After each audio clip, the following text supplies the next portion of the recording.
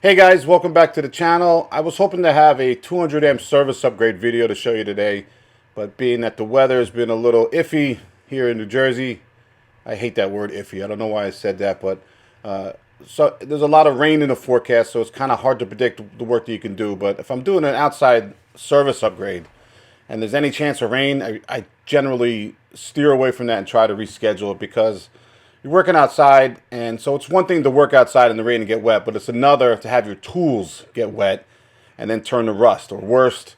I know these lithium-ion batteries, once they get wet, forget it, it's all over. If you drop it in a pool, or if you drop it in the ocean or a lake, or whatever the heck you're doing, you drop that lithium-ion battery in there, or you let it get wet in the rain, it's ruined, and you'll have to throw it away. So anytime I have a chance of rain, I reschedule a service upgrade. And that was the case this week. But earlier in the week, I did some footage here. I'm at my accountant's house up in Hackettstown. There's another video up on my channel where we did some motion lights, some LED lighting. That might have been back in January or February. And while I was there doing that, I was also checking out these landscape lights in his backyard right here, it was definitely amateur hour. Whoever owned this property before my accountant obviously didn't hire anybody that was competent, because there's a lot of indoor Romex wiring running throughout the backyard. Now it's sleeved inside what's known as Smurf tube, and Smurf tube is this blue flexible plastic raceway that we use. Very rarely do I use that. You might want to lay that inside embedded concrete. It's rated to do that, and so you would use it there, but for the most part, I don't use it because it's just crap. And a lot of that was used here on this property. And then what they did was they sleeved the indoor wiring to each of the outdoor lampposts here. So I told them, I said, I don't know how long this wiring is going to last. It's not rated for outdoors. Obviously, anytime you work outdoors with wiring, you got to have wiring that's rated for outdoors or for damp or wet locations. That's what it should be marked on your wiring when you do that. So underground UF cable does that. And also PVC coated MC cable is rated for that as well. So the video you get today is me installing these 4 lights around the pool, and I'll just go over briefly how I accomplished that. So thanks for watching this video, and if you haven't already liked this video, please do that. It helps. Hit the subscribe button, that also helps. And as always, thanks for being here. So the first thing I want to do is I want to prep my light, which you just saw me doing. And then I want to remove the old light fixture to see what I'm working with. Now, I've opened this up before to figure out what I was going to do once I got up there. The lights weren't working at all when we got there. So we got the lights working, but now some of the glass inside this light fixture is just busted.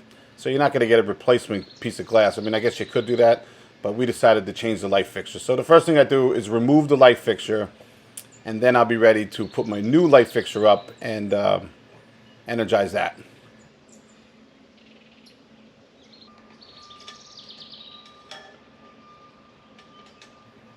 And so once those set screws are done, you could pull the light fixture away. And then there should be some slack here, and there was. And sometimes the wire nuts are difficult to get off. They're rusted in there. I know that's crazy to believe, but they're rusted in there. Sometimes if I'm able to remove the wire nuts, I'll do that. Otherwise, I'll just cut the wire and come back and prep it for the new light fixture. Anyway, that's how I removed the light fixture.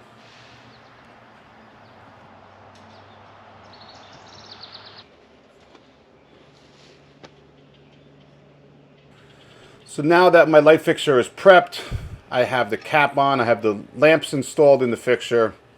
I'm just going to come over here and make a connection with my wire nuts here. And you'll see in the next light where I use the Wagos, makes this a lot easier. But here I'm using wire nuts, black to black, white to white, ground to ground. And of course everything's already been tested. I make sure that I actually have an equipment ground, and I do. So we're good to go there. So I'm just going to tuck these wires in there safely, or neatly I should say. And then you put the post on top, and I'm going to come back around with a 1/8 inch drill bit and drill some holes, and then I'm going to use some screws to attach the light fixture to the lamp post. Now, some light fixtures come with a 632 or an 832 set screw, and others come with a screw. And this is an actual like a coarse screw that I'm driving in here, created to be attached from the metal light fixture to a metal post. I like these actually pretty good. I didn't like the end on it. It was kind of like a sharp end, like a real screw. So I was fortunate not to hit any of the conductors, but I put up these lights forever. I can't remember the last time I actually hit a conductor and broke it, where I had to take the light fixture back down and make a repair. So we're all set there. So once I drill that 1/8 of an inch drill bit through, I use my impact and I drive 3 screws into the collar of this light fixture and attach it to the lamp post.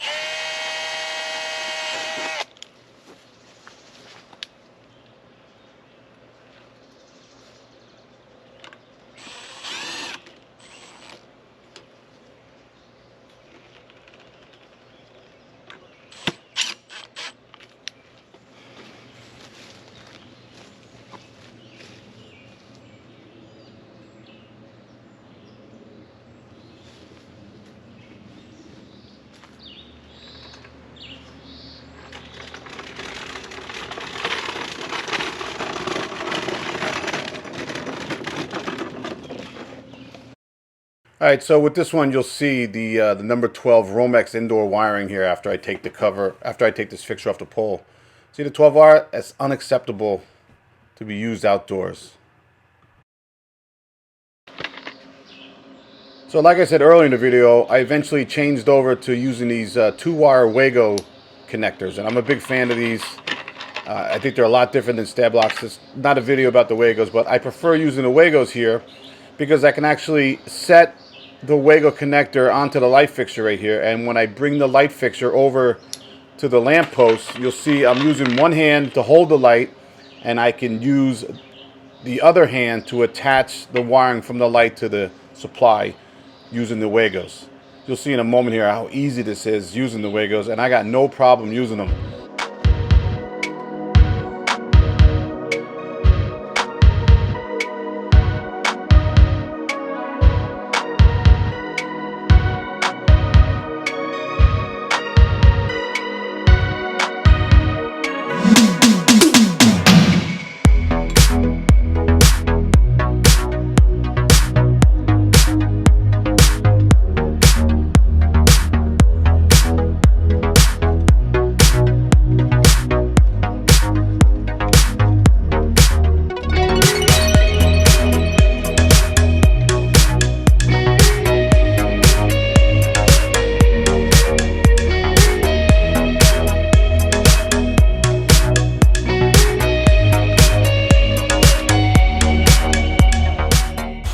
The only problem I had with this light fixture is I dropped one of the screws in that azalea bush right underneath. And so what I had to use was a zip screw, like a tech screw. And then I came back with my Sharpie and colored it in black to match the fixture color. There's a little pro tip for you. And then you see there's the photo cell that I'm covering right there. The light turns on.